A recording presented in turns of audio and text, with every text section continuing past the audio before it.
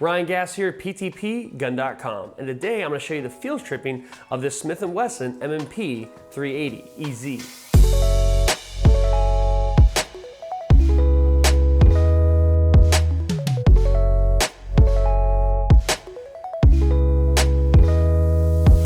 Now, just like with any firearm, we want to double check to make sure the firearm is unloaded before we proceed with the field strip. So we're going to go ahead and double check. We're going to take that magazine out, set that to the side, check the chamber, make sure the chamber is clear, and now we're good to proceed. Now, what we want to do is we actually want to leave the slide lock to the rear. And what we're going to do with the slide lock to the rear, we're going to take this takedown lever here, and we're going to rotate it down. Think of it as a hand on a clock. We're going to rotate it from the 3 o'clock position down to the 6. 6, 3. We're going to rotate it down to the 6, and from here we're going to go ahead and pull back on the slide, let go, and then the slide will not come off until you actually pull the trigger. So we're going to go ahead, pull that trigger, and now with that we're going to go ahead and pull back on that slide, let go, and the slide will come off of that frame. Now with that being said, we're going to go ahead and take that frame, set to the side, because that's as far as we're going to deal with it when it comes to field stripping. The slide upside down, we're going to take this spring, we're going to compress it just a little bit, pull it up and out, set that to the side. We're going to take that barrel, we're going to push up against it and pull it up and out, set that to the side. So now we have our slide, we have our barrel, our spring and spring guide, and our frame. From here, you can do any type of cleaning or maintenance you might need to do to your firearm. Now let's move back into reassembly of the firearm. We're going to take that barrel, set it back upside down. We're going to drop our barrel in, muzzle first, set it into its place. All right, and again, with this one, again, you will see that the muzzle will protrude a little bit out of that slide, but not much. That's normal.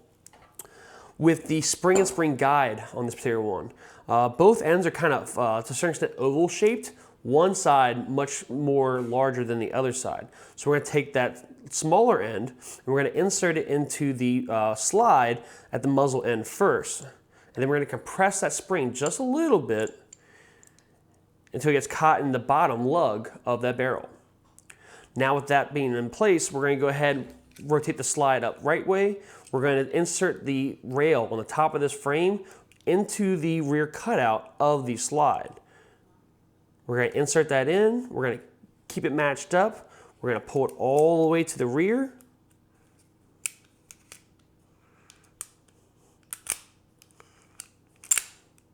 We're going to lock that slide to the rear. Again, using that slide release, we're going to lock it back to the rear. Now from here, we're going to take that takedown lever, we're going to rotate it from 6 back to 3, all right? And now we have our firearm reassembled. But we want to make sure that the firearm has been reassembled properly. So we're going to do a functions check on the firearm. And doing that, we're going to go ahead and pull the slide back and let go. We're going to pull the trigger. All right, we're going to let go of the trigger. We're going to pull back and let go again. Pull the trigger and let go.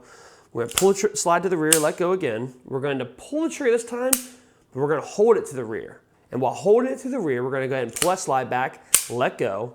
We're going to release the trigger until we hear and feel that click. Now we're going to pull that trigger to the rear again. All right, we're going to hold it to the rear again, pull back, let go, release the trigger until you hear and feel that click.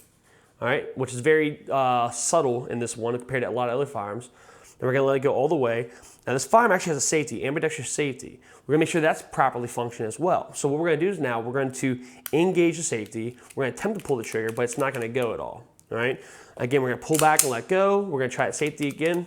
All right. The trigger's not going to go up because the safety is engaged and the safety is working. All right. And with that, we have now field stripped and reassembled our Smith & Wesson M&P Shield 380 EZ.